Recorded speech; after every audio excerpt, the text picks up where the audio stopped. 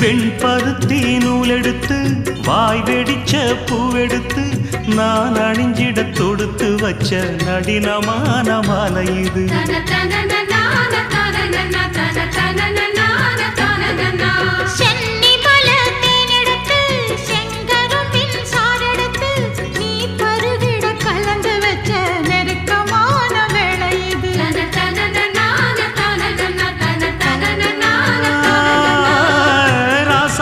உடம்பிருக்கும் ரவிக்க துணி நானாக அன்னாடம் சூடி கொள்ள ஆசை வச்சாகாதா.